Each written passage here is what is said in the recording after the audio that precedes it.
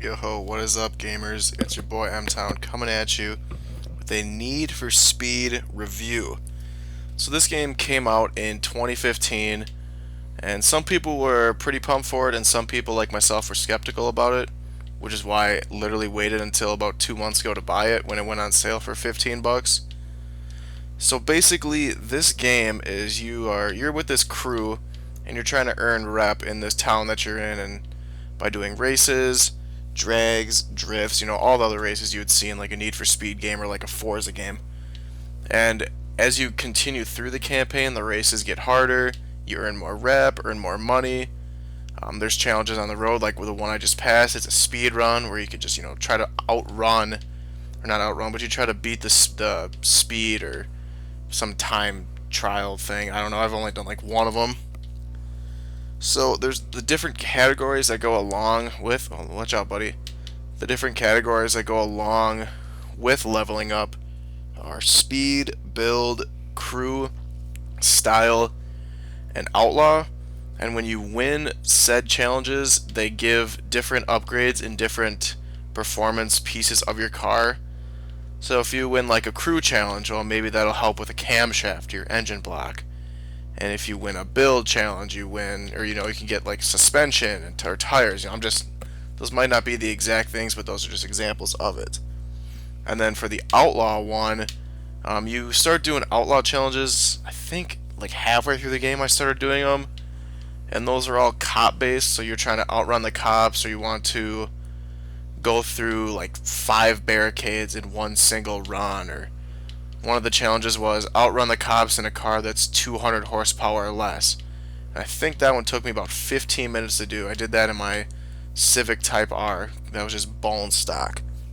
So those are fun. It adds a little twist to the game. If you get bored of the campaign itself, or if you get bored of just driving around and doing nothing, you can go around and try to outrun the cops. Another cool thing about this game is the gas stations. If I can find one at some point, you can rebuild your car just right then and there if you run into a wall or whatever. In your car, the damage itself doesn't show a lot. Like when you're racing, you can't really tell unless it's like a cinematic and then they show it. But for the most part, your car doesn't get damaged like it would on GTA. You won't lose a door, you won't lose your wing or a fender or something like that. So for the mechanics of the game, the driving, I'm just an average driver. I think I have my car set on stiff because I was doing some circuit races. The mechanics are super smooth. Drifting, as you can see, just smooth around the corner. Love the controller vibration. Love the drifting in this game. Definitely my favorite missions to do were the drift ones. And when I get low on money, well, you know damn well that I'm going to hop into a drift race and just kill it. So as you can see, like the climate of this game, it's always dark and it's always rainy, which is kind of a drag because in the second one, Need for Speed Payback, it's sunny out. The graphics are a little worse in that game. It looks a little more animated like a cartoon. This one, obviously, it's for a game, it looks pretty realistic. Just the weather, if they added like a sun cycle to it, or something that wasn't just dull and boring, it made me feel like I was a gangster racing. Even though it does make sense when you do all these street races that it would happen at night. But that's just something to consider when you play this game or if you go into the next game. So for customization, we'll hop into that in just 1 second. Alright, so we're back here at customization. So for some of the cars, you can customize more on one car than you can another, if that makes sense. So for my Porsche, you have the hood, the wheels. You can't do lights, you can't do mirrors. You can pretty much do the rims and stance, license plate, I guess, spoiler. Just your basic mods that you could do for that. But then you have the handling and tuning where you can, do your pressure. And at the top there you see handling style for drift and grip. Drift and grip. You can change tire pressure for your tires, steer response, range. You can have this on or off, launch control. A lot of different things that would actually come into play when if you were doing a drag or a drift. You really think about when you customize your car now when you play it.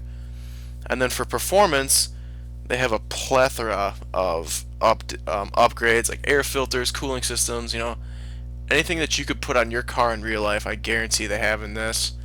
We'll just kind of run through, just pretty much everything you can do on here.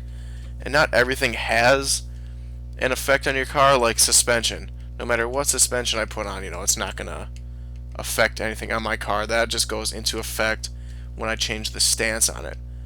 And like brakes, brakes, they don't have any effect on anything. And then you can come into, I don't know, you can come into your turbos. Well, I could, go all the way back down to the, a turbo that's, 814 horsepower. I could, mine's at 106 right now. I could buy this one that's 107. Shit, let's put that on, eh? Look at that. Learn something new every day. And then if you want to do painting and wraps, you can come into here and they have all these community wraps. See, some of these are pretty sick. That's where I got the one that I was just, had on my car. But some of these are just super sick. Oh yeah, love that little hoonigan action, beauty. So, going into the likes and the dislikes then for this game. One of the likes I would say would be the car selection. I believe there was like probably 50 cars you could choose from, ranging from $5,000 up to $200,000.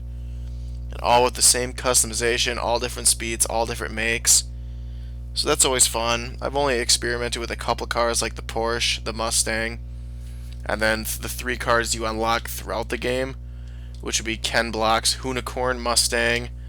I believe you get a Ferrari, and then a Porsche, like a 92 Porsche or something. That's super slow. And it's just, yeah, that's that.